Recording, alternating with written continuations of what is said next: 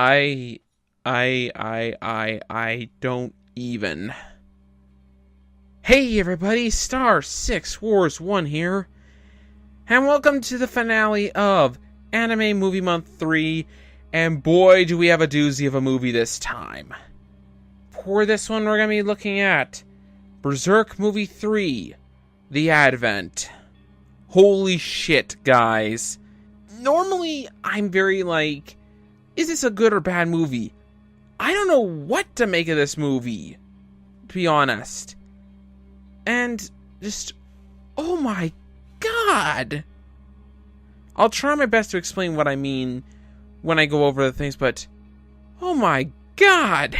Let's just begin. First up, the story. What the hell do I describe of this? This covers the last bit of the Berserk trilogy for the Golden Age arc, which covers the rescue of Griffith and the infamous Eclipse arcs. Oh my god. The story in this one does have a bit of cutting with the Griffith rescue arc, but where this story excels in is the Eclipse arc. I have never seen it so detailed. Not even the original anime had it this detailed. They included characters that were skipped in the anime that are not here. I'm looking at you, Skull Knight. And they actually told the story in much more detail, for better and for worse. And the Eclipse part of it is great. Okay, they do skip one little thing about it, but the anime kind of only skimmed over it too, so I'm not going to blame the movie for that part of the skipping for the Eclipse arc. Oh my god. Okay, I know the problems of the first two movies were there, but this one had more detail than either of the two movies. Plus, it also had the infamy that is the Berserk ending right in front of us in greater detail than before. I know I'm rambling at this point, but oh my god.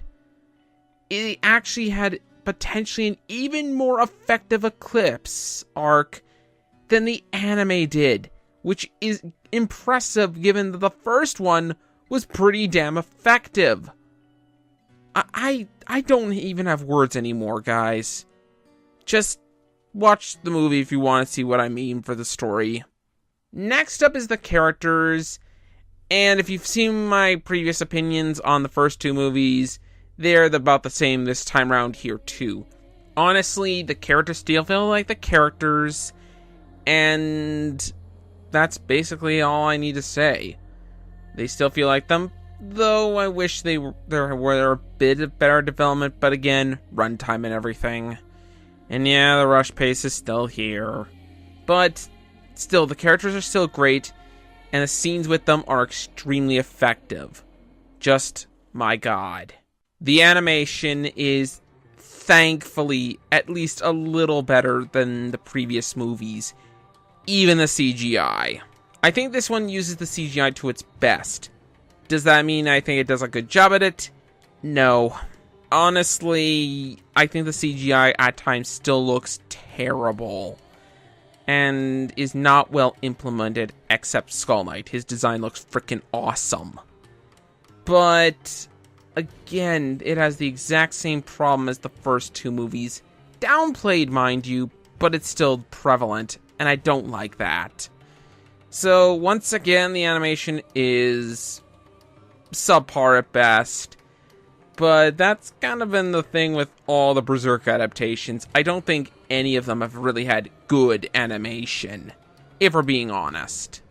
The music is great, once again, and it's about as good as the second film. I still kind of prefer the series' music, but that's just my own bias I'm talking. This is a pretty good soundtrack.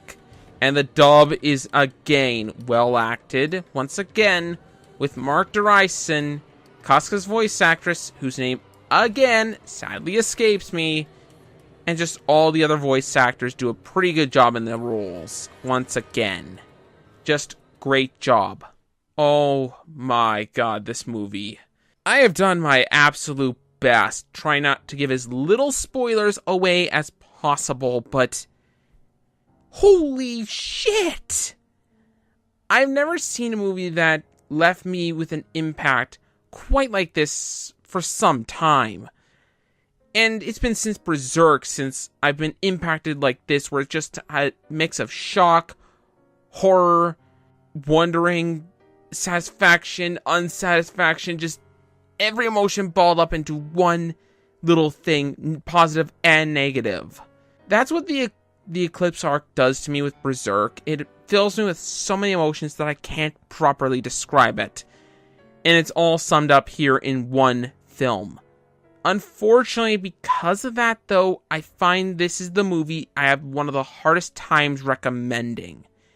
It is extremely graphic. It puts things like Fate Zero, Future Diary, and many other dark anime to shame.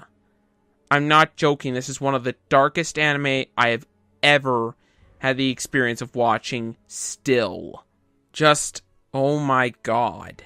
But I do, if you can handle everything this movie has to throw at you, I highly recommend it. It is the definitive moment of the Eclipse arc. But then again, I've not seen the manga, so maybe the manga's better, but I don't know yet. But in anime form at least, this is the definitive Eclipse arc, and the one I recommend.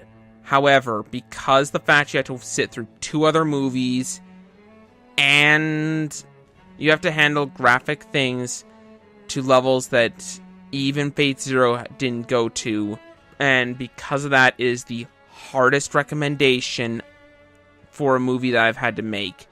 If you can handle it, I highly recommend it, but if you can't, I fully understand why you will not watch this. It is one of the darkest anime I've ever seen, but something I really enjoyed, though I'm not sure that's the right word. I liked better, maybe? I don't know. That's what the Eclipse does to me, guys. It messes me up. I give Berserk Movie 3 The Advent an 8.5 out of 10. The problems with it are downplayed greatly, and overall, everything just seems better about this movie. It is probably the best of the Eclipse arc, but I will admit that I do have a hard time recommending it due to a lot of its nature. Anyways, that's all from me. This has been Star 6 Wars 1. Hope you've enjoyed Anime Movie Month 3 and 2014. Here's to an even better 2015. See you guys then.